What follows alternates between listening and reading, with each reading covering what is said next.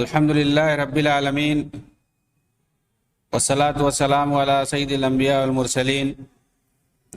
نبینا محمد وعلی آلہ وصحبہ اجمعین، اما بعد۔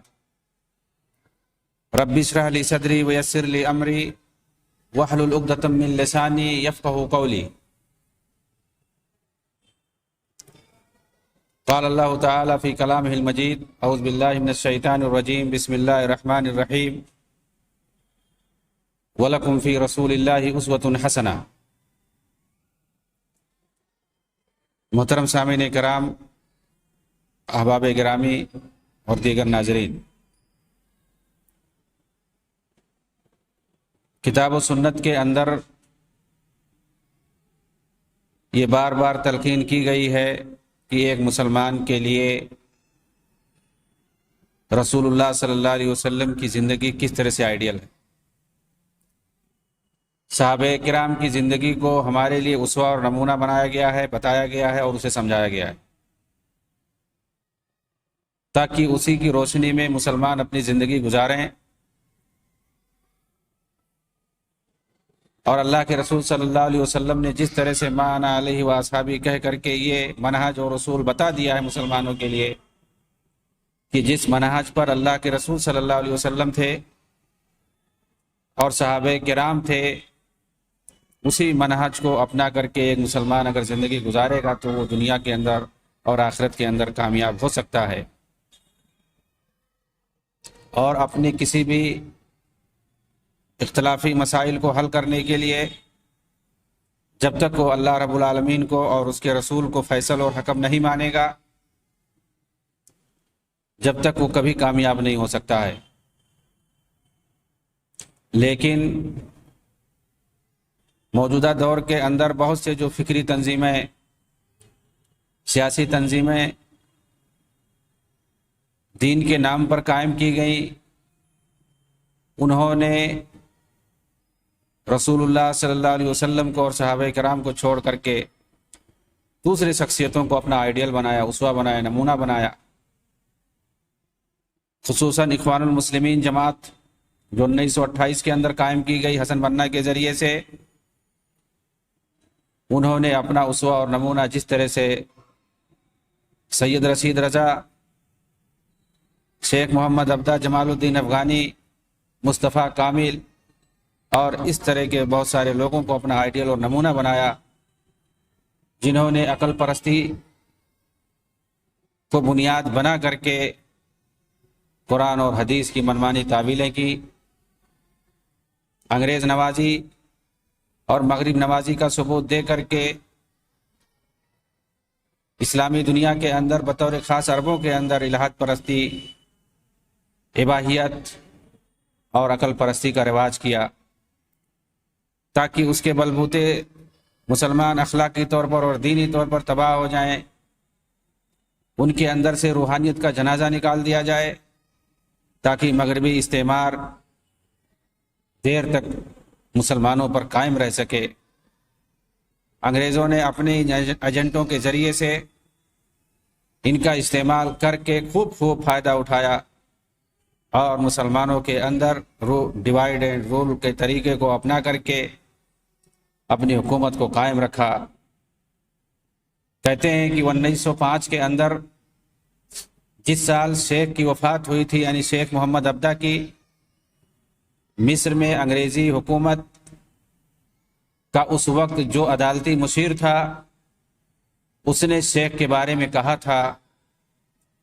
مفتی الدیار المصریہ شیخ مرحوم محمد عبدہ کی وفات سے جو خسارہ ہوا ہے حکومت کا، اس کی بھرپائی ممکن نہیں ہے۔ حکومت سے مراد انگریزوں کی حکومت ہے، یعنی شیخ محمد عبدہ کی جو وفات ہو گئی ہے اور اس کی وجہ سے جو انگریزی حکومت کا خسارہ ہوا، اس کی بھرپائی نہیں ہو پائے گی۔ مصر کی عدالتی اور قانونی نظام کی اصلاحات میں شیخ کے جو کارنامے ہیں اور شیخ نے انگریزی حکومت کے لیے جو کام کیے ہیں، انہیں بھلایا نہیں جا سکتا۔ آخر وہ کون سے قانونی نظام اور کے اندر اصلاحات تھے اور شیخ کے وہ کون سے کارنامے تھے جن کو انگریزی حکومت نہیں بھلا سکتی ہے؟ ظاہر سی بات ہے، انہوں نے انگریزی حکومت کی خدمت جس طرح سے کی تھی اور اسلامی قوانین کا جس طرح سے تہیہ پاچا کیا تھا، مصر کے اندر نصاب تعلیم کو جس طرح سے بگاڑ دیا تھا، یہی ساری ان کی خدمات تھے۔ یہ کون نہیں جانتا کہ مصر میں تعینات برطانوی وائسرائے لارڈ کرومر شیخ کا گہرا دوست تھا۔ مصر کے اندر لا کالج اسی نے بنایا تھا شیخ کے مشورے سے، تاکہ یہاں سے انگریزوں کے طرد پر آزاد خیال وکلا پیدا ہوں۔ اور اسی کالج کے بارے میں کرومر نے کہا تھا کہ اس کالج نے ہر پہلو سے کامیابی حاصل کی ہے۔ وہ یہ کہا کرتا تھا کہ شیخ جو بھی رپورٹ حکومت برطانیہ کو پیش کرتے ہیں اس پر پورا بھروسہ ہوتا ہے، اور حکومت آنکھ بند کر کے اسی رپورٹ کے حساب سے قانون بنا دیتی ہے۔ یہ ساری باتیں کرومر نے شیخ کی وفات کے موقع پر تو ان کی تعریف میں کہی تھی۔ شیخ محمد عبدہ صرف انگریزوں کے نزدیک ہی محبوب نہیں تھے، بلکہ مصر کے اندر کمیونسٹ آزاد خیالوں سے لے کر عرب کیتھولک عیسائیوں کے نزدیک بھی بہت محبوب تھے، اور لوگ انہیں امام کہا کرتے تھے۔ چنانچہ مسیحی مصنف معجم الموارد بشر الخوری شیخ کی تعریف کرتے ہوئے یہاں تک کہہ جاتا ہے، والخلاصۃ انک آیۃ من آیات اللہ، من جملہ شیخ اللہ کی نشانیوں میں سے ایک نشانی تھے۔ اس طرح کا جملہ ایک عیسائی مصنف نے شیخ محمد عبدہ کے بارے میں کہی ہے کہ خلاصہ یہ ہے کہ آپ اللہ کی نشانیوں میں سے ایک نشانی ہیں۔ اسی سے اندازہ لگایا جا سکتا ہے کہ شیخ کی پرورش کس طرح ایک مشکوک گھرانے میں ہوئی، تعلیم ایک مشکوک شخص جمال الدین افغانی کے ماتحت ہوئی، انگریزوں نے کس طرح شیخ کو اعلیٰ عہدہ دے کر اپنی مصلحت میں ان کا استعمال کیا۔ شیخ محمد عبدہ وہی ہیں جنہوں نے عالم اسلام میں یہ فتویٰ سب سے پہلے دیا تھا کہ کافر انگریزوں کے ساتھ مل کر کام کرنے میں کوئی حرج نہیں ہے، ولا برا کا اس سے کوئی تعلق نہیں ہے۔ انگریزی ہیٹ جس سے مسلمان نفرت کرتے تھے، شیخ ہی نے اسے پہننے کو جائز کہا تھا، اور پھر مسلمانوں میں بھی اس کا رواج ہو گیا، یہاں تک کہ مصطفیٰ کمال نے ترکی کے اندر اسی کو بعد میں واجب کر دیا۔ شیخ ہی نے سب سے پہلے سود کا کھانا جائز قرار دیا تھا، بشرطے کہ وہ دو گناہ کر کے نہ ہو، جیسا کہ قرآن کے الفاظ سے معلوم ہوتا ہے۔ شیخ کی نظر میں اضعاف مضاعفہ سے، یعنی اگر دو گناہ کر کے نہ ہو، گناہ کر کے نہ ہو تو ایسی صورت میں سود کا کھانا جائز ہے۔ حالانکہ یہ الفاظ اضعاف مضاعفہ کا ہے، گناہ کر کے کھانا، دو گناہ تین گناہ کر کے سود کھانا، چونکہ یہ عربوں میں اس طرح سے عادت تھی تو یہ حالات کے حساب سے استعمال کیے گئے، ورنہ لفظ کا جو ہے ظاہری معنی ہے وہ مراد نہیں ہے، بلکہ سود کا کھانا مطلقاً حرام ہے۔ دوسری آیتوں میں اس کا ذکر ہے، مطلق طور پر سود کھانے کو حرام کیا گیا ہے۔ قرآن کے اندر صاف صاف ہے کہ اللہ تعالیٰ نے سود کو حرام کیا ہے، اللہ تعالیٰ نے تجارت کو جائز کیا ہے، تجارت کو حلال کیا ہے۔ وَأَحَلَّ اللَّهُ الْبَيْعَ وَحَرَّمَ الرِّبَا، کہ اللہ تعالیٰ نے تجارت کو حلال کیا ہے اور سود کو حرام کیا ہے۔ یہاں پر تو کسی چیز کا ذکر نہیں ہے، مطلق سود کے کھانے کو حرام کہا ہے اللہ تعالیٰ نے، لیکن شیخ محمد عبدہ نے کہا ہے کہ قرآن میں ایک جگہ لکھا ہوا ہے وَلَا تَأْكُلُوا الرِّبَا أَضْعَافًا مُضَاعَفًا، کہ سود کو گناہ کر کے نہ کھاؤ۔ اس کا مطلب یہ ہے کہ بغیر گناہ کے کھا سکتے ہیں۔ اس طرح کی انہوں نے بات نکالی ہے قرآن سے، حالانکہ یہ غلط ہے۔ شیخ محمد عبدہ نے کہا کہ ہمیں اس وقت ایک کوشش یہ بھی کرنی چاہیے کہ مسلم نوجوانوں کو عسکری مدارس میں پڑھا کر انگریزی میں بھرتی کرنا چاہیے۔ تو یہ چاہتے تھے کہ مسلمانوں کو، ان کے بچوں کو مکمل طور سے انگریزوں کی خدمت کے لیے بالکل وقف کر دیا جائے، لگا دیا جائے انگریزوں کی خدمت میں۔ شیخ محمد عبدہ کو انگریزی حکومت نے مفتی عام بنایا اور شرعی محاکم کے اندر اصلاح کی ذمہ داری سونپ دی۔ چنانچہ انہوں نے 83 صفحات پر مشتمل ایک رپورٹ تیار کی، جس کے اندر اصلاحی مشورے انہوں نے دیے تھے انگریزی حکومت کو اپنی ثوابدید کے حساب سے۔ اس میں ایک کمیٹی بنانے کی بات بھی کہی تھی شیخ محمد عبدہ نے، جو عصر حاضر کے موافق تمام امور پر غور کر کے اصلاح کا کام کیا جائے۔ اب دیکھتے ہیں کہ شیخ محمد عبدہ کے آخر وہ کون سے اصلاحی کام ہیں جو انہوں نے انگریزی حکومت کے اندر رہ کر کے انجام دیا۔ شیخ کے جن اصلاحی کارناموں کا چرچا کیا جاتا ہے اور جنہیں انگریزوں نے خوب مشہور کیا، انہیں ہم 3 قسموں میں تقسیم کر سکتے ہیں۔ دین کے اندر اصلاح و تجدید، زبان و ادب کے اندر اصلاح و تجدید، اور سیاست کے اندر اصلاح و تجدید۔ شیخ نے تینوں میدانوں میں کام کرنے کے لیے اپنے بہت سارے شاگرد چھوڑ دیے۔ ان کے نام اور کام ہی سے اندازہ لگایا جا سکتا ہے کہ شیخ کے اصلاح و تجدید سے کیا مراد ہے۔ ان کے اہم شاگردوں میں جنہوں نے شیخ کے کارنامے کو آگے بڑھایا،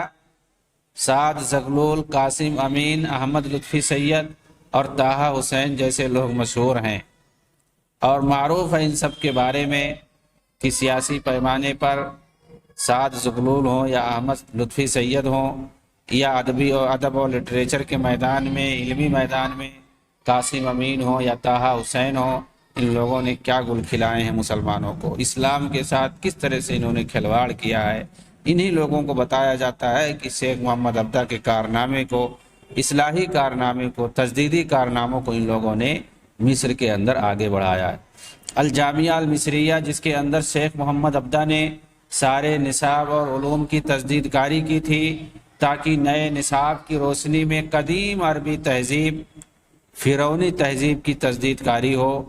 اس یونیورسٹی میں مخلوط تعلیم ہوتی تھی، بلکہ اس کے اندر رقص اور دیگر فنون لطیفہ کو بھی شامل کیا گیا تھا،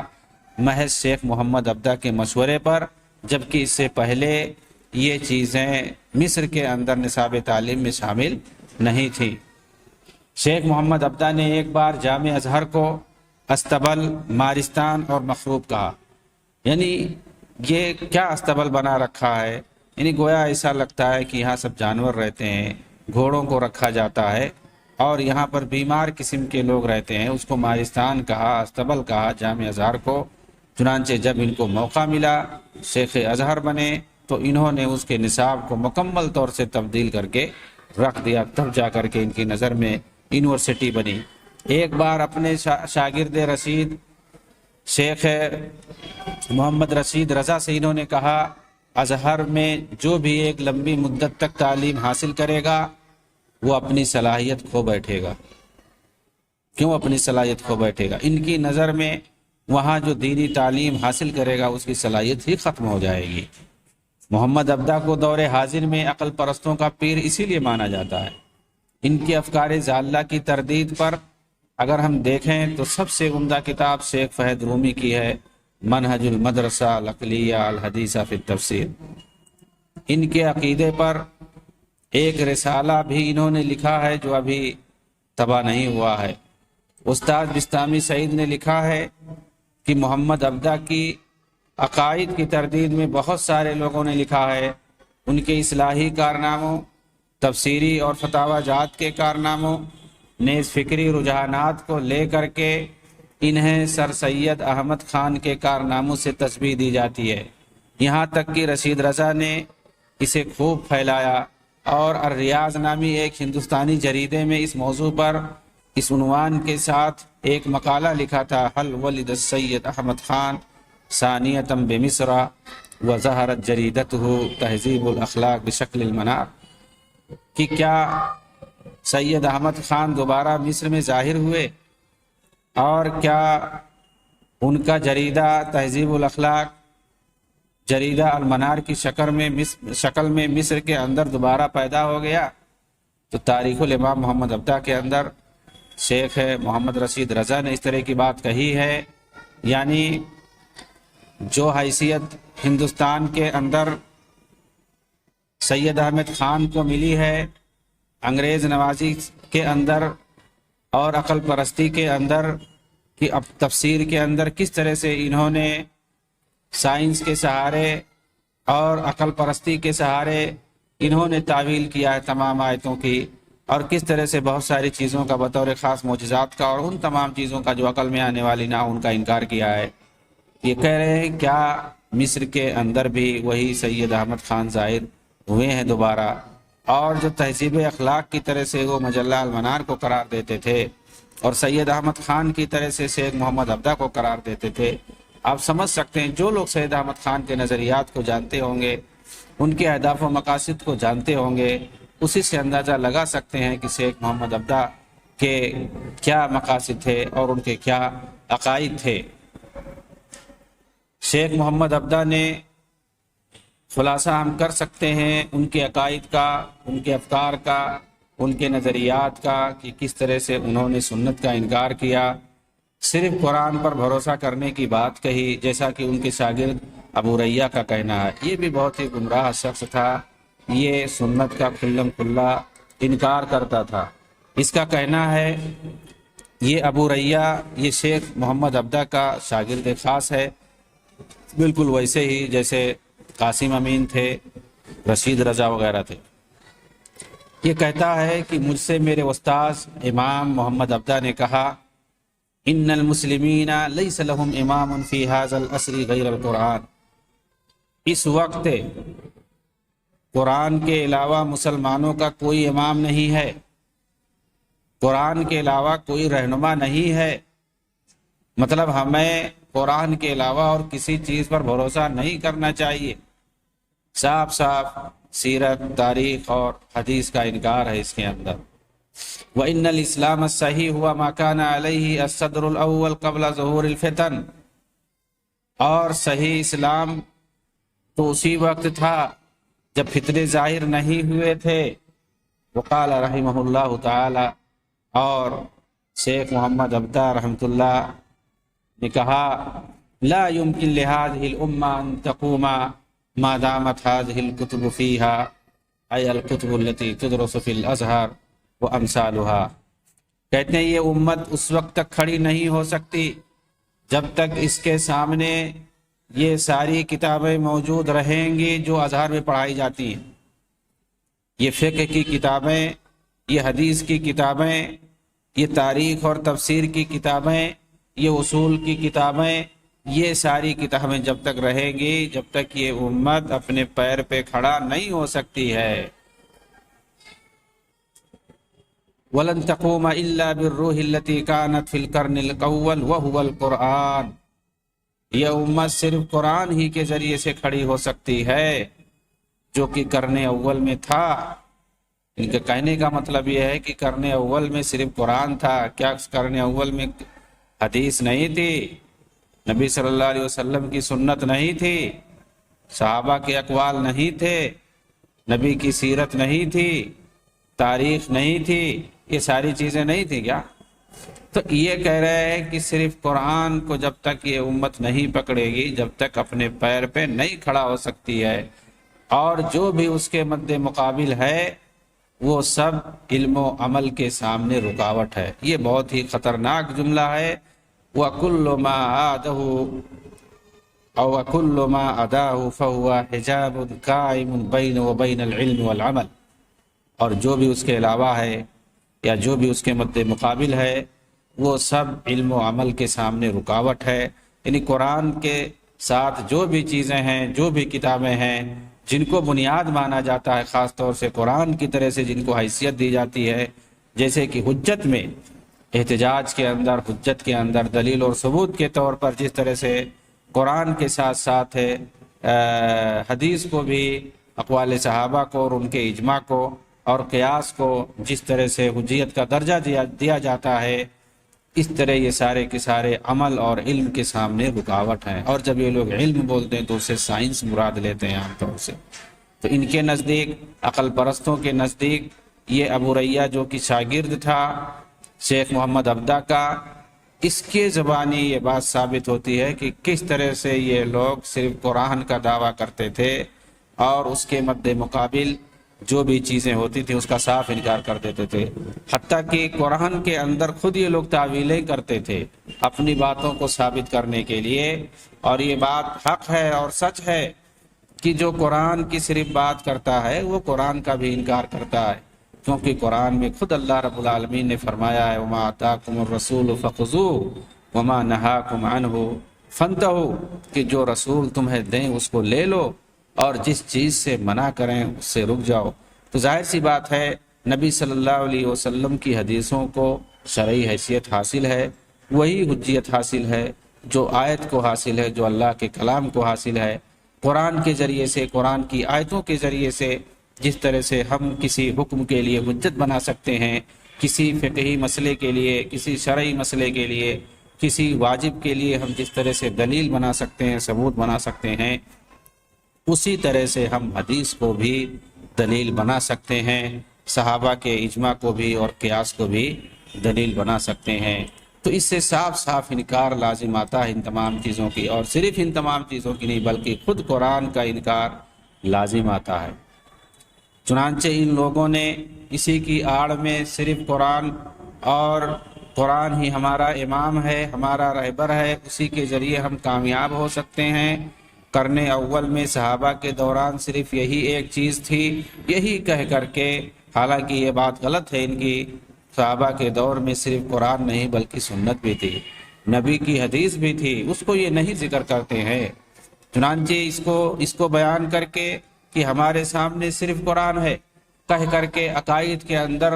حدیث احاد کا انکار کرتے ہیں، حدیثوں کی حجیتوں کا انکار کرتے ہیں۔ چنانچہ شیخ محمد عبدہ نے صاف صاف کہا لا يمكن ان يعتبر حدیث من احادیث الاحاد دلیلا علی العقیدہ، عقیدے کے باب میں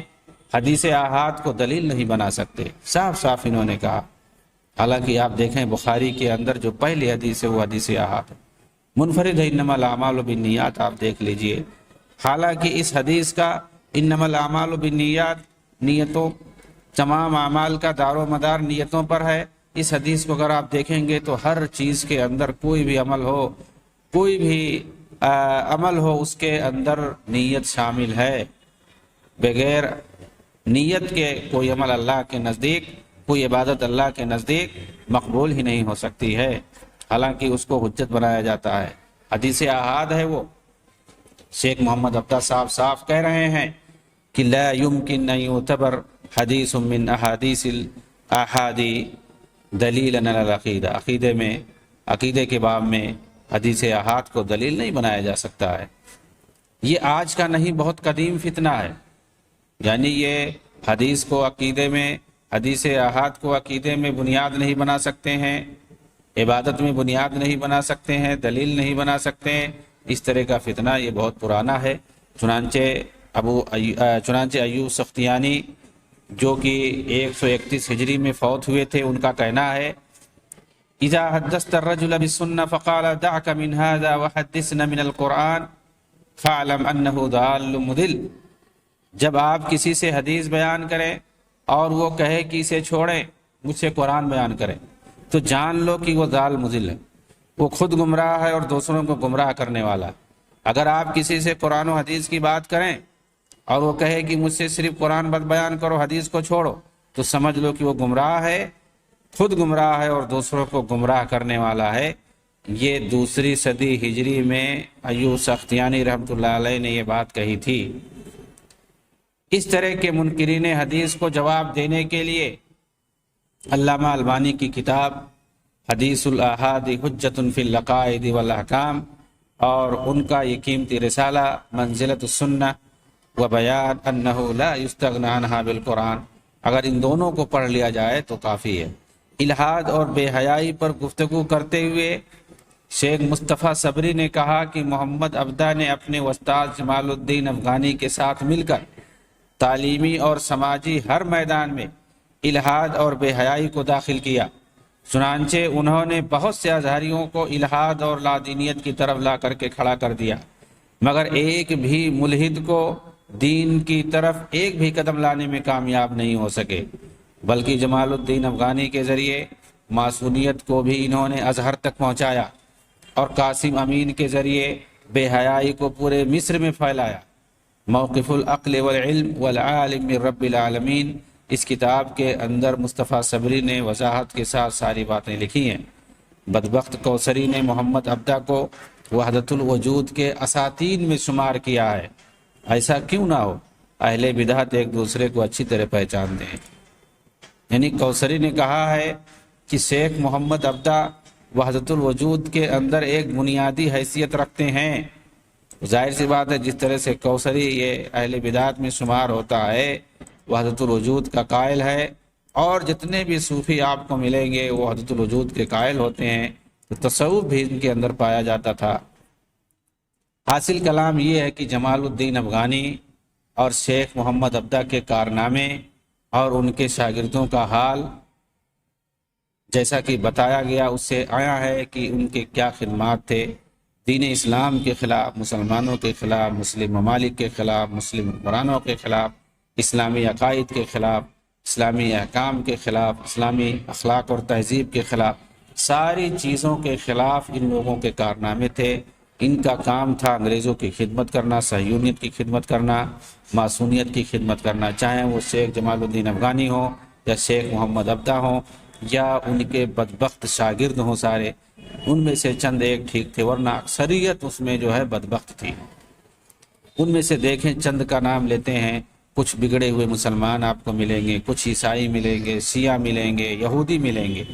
سعد زغلول، عبداللہ ندیم، فرید وجدی، سلیم انجوری عیسائی تھا،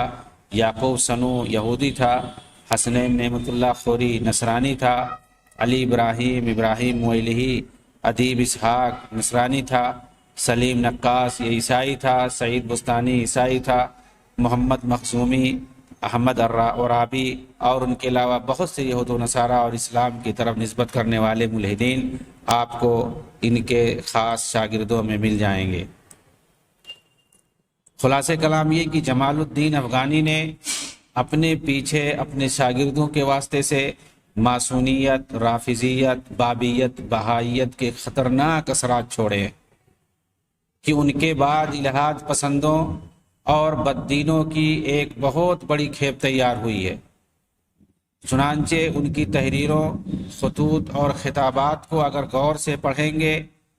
تو اس طرح کی بہت ساری چیزوں کا پتہ آپ کو لگ جائے گا۔ 1905 کے اندر شیخ محمد عبدہ اسکندریہ کے علاقے میں کینسر کی مرض کی وجہ سے وفات پا گئے تھے۔ ان کے بتایا جاتا ہے کہ ان کے جو علمی آثار ہیں سب سے اہم جو ہے واردات ہے۔ ان کی پہلی کتاب جنہوں نے 1874 کے اندر لکھی تھی، یہ کتاب انہوں نے صوفیہ کے منہج پر علم کلام اور توحید کے بیان میں لکھی تھی۔ چارلس ایڈسن کے بقول ان کی اس کتاب سے ان کے ذہن پر وجودیت کا تسلط ظاہر ہوا اور وحدت الوجود کا تسلط ان کے اوپر واضح طور پر ظاہر ہوتا ہے۔ خصوصاً انہوں نے وحدت الوجود کے بارے میں ایک رسالہ باقاعدہ لکھا ہے۔ شیعوں کی معروف کتاب نہج البلاغہ کی انہوں نے شرح لکھی ہے۔ نہج البلاغہ جس کے اندر ابن ابی الحضرت نے، جو کہ شیعہ رافضی تھا، کس طرح سے اس نے سیدنا علی رضی اللہ تعالیٰ عنہ کی طرف منسوب بہت ساری روایتوں کو گڑھ کر کے لکھ دی ہیں، اور ایک بہت بڑی کتاب اس نے لکھی جس کا نام نہج البلاغہ رکھا، اور سیدنا علی رضی اللہ تعالیٰ عنہ کی طرف من گھڑت روایتیں انہوں نے منسوب کی۔ اسی کی شرح شیخ محمد عبدہ نے کی ہے، شرح نہج البلاغہ کے نام سے، جو کہ شیعوں کی ہاں بہت معروف ہے۔ اس کتاب کی انہوں نے شرح کی، اس کے اندر جو الفاظ غریبہ تھے اس کی تشریح کی ہے، اور جو مشکل الفاظ تھے اس کی وضاحت کی ہے۔ نیز سیدنا علی رضی اللہ تعالیٰ عنہ کے اس خطاب سے کیا مقصد ہے، اس روایت سے کیا مقصد ہے، ان سب کی انہوں نے تفصیل اس کے اندر بتائی۔ اگر وہ کسی حدیث کی شرح لکھتے اور اسی طرح سے کسی تاریخ پہ کوئی کتاب، عقیدے پہ کوئی کتاب لکھتے تو بہت ہی مفید ہوتی، اس لیے کہ جس طرح سے انہوں نے ارکریزی کی ہے اس کتاب کی شرح لکھنے میں، جو وقت انہوں نے گنوایا ہے اس کتاب کو لکھنے میں، اس کی شرح لکھنے میں، اگر انہوں نے حدیث کی خدمت کی ہوتی، عقیدے کی خدمت کی ہوتی اور اسی طرح سے اور کوئی دینی کام کیا ہوتا تو اور اچھا ہوتا۔ اتحاد بین المذاہب پر ایک رسالہ انہوں نے توحید، رسالۃ التوحید کے نام سے لکھا، یہ ان کی معروف ترین کتابوں میں سے ہے۔ بعض عیسائیوں نے اس کتاب کے چند مباحث کو حذف کرنے کے بعد اس کو اپنے اداروں میں بطور نصاب کے مقرر کیا ہوا ہے۔ کتاب کے ٹائٹل میں توحید سے مراد ایمان و عقیدہ نہیں ہے، بلکہ اس سے مراد مختلف ادیان کو آپس میں ایک دوسرے سے متحد کرنا مراد ہے۔ توحید یعنی توحید الادیان۔ گرچہ انہوں نے اس میں توحید پر بھی گفتگو کی ہے، لیکن وہ فلسفی انداز میں انہوں نے کی ہے گفتگو، منطقی انداز میں کی ہے انہوں نے گفتگو، اور عقل پرستی کو اس میں انہوں نے جگہ دیا ہے۔ اور جیسا کہ میں نے بتایا، عیسائیوں نے اس کتاب کے چند مباحث کو حذف کر کے انہوں نے بطور نصاب تعلیم کے اپنے اداروں میں شامل کیا۔ اگر یہ کتاب توحید پر ہوتی، عقیدہ پر ہوتی اور اسلامی منہج کے مطابق یہ کتاب ہوتی تو عیسائی اس کو اپنے یہاں نصاب تعلیم میں داخل نہیں کرتے۔ جس طرح سے کہ سید قطب کی بعض کتابوں کو اور اسی طرح سے سید مودودی کے بعض کتابوں کو شیعوں نے اپنے یہاں ترجمہ کر کے فارسی میں اسے نصاب تعلیم میں باقاعدہ داخل کیا ہے۔ اسی طرح سے شیخ محمد عبدہ کی اس کتاب کو عیسائیوں نے اپنے اداروں میں بطور نصاب تعلیم کے داخل کیا ہے۔ تو ان لوگوں نے اگر دیکھیں آپ خدمت کس کی ہے، یہ چاہے اخوانی ہوں یا اسی طرح سے جماعت اسلامی والے ہوں، ان کے جو بڑے بڑے پیر تھے انہوں نے ایسی کتابیں لکھی کہ ان سے شیعہ فائدہ اٹھا رہے ہیں، اور انہی کتابوں کو وہ لوگ اہل سنت مسلمانوں کے خلاف باقاعدہ استعمال کرتے ہیں، اس کو ہتھیار کے طور پر استعمال کرتے ہیں۔ انہوں نے جو خدمت کی اپنے آقاؤں کی، ان کے کہنے پر انہی کتاب کے ذریعے سے وہ استعمال کرتے ہیں، اسلام کے خلاف اسے استعمال کرتے ہیں اور کہتے ہیں کہ دیکھو تمہارے صحابہ ایسے تھے، خود تمہارے مولوی نے لکھا ہے، تمہارے عالم نے لکھا ہے، تمہارے آدمی نے لکھا ہے، اس طرح سے تمہارے گھر کی یہ گواہی ہے۔ تو کس طرح سے اہل سنت کا لبادہ اوڑھ کر کے ان لوگوں نے اسلام کا نقصان کیا، مسلمانوں کا نقصان کیا، اور کس طرح سے انہوں نے قرن اول پہلی صدی اور صحابہ کے دور کا سہارا لے کر کے قرآن کا سہارا لے کر کے کس طرح سے انہوں نے سنت کا انکار کیا، سنت اور حدیث کے اندر انہوں نے شک پیدا کرنے کی کوشش کی۔ آپ سید مودودی کی کتابیں پڑھ لیجئے، حمید الدین فراہی کی کتابیں پڑھ لیجئے، اس طرح سے آپ کتابیں پڑھیے، سید قطب کی کتابیں پڑھیے، شیخ محمد عبدہ کی کتابیں پڑھیے، جمال الدین افغانی کی کئی کتابیں ہیں وہ پڑھیے، تو صاف نظر آئے گا کہ انہوں نے بہت ساری حدیثوں کا یا تو صاف طور پر انکار کر دیا ہے، بہت ساری حدیثوں کے اندر انہوں نے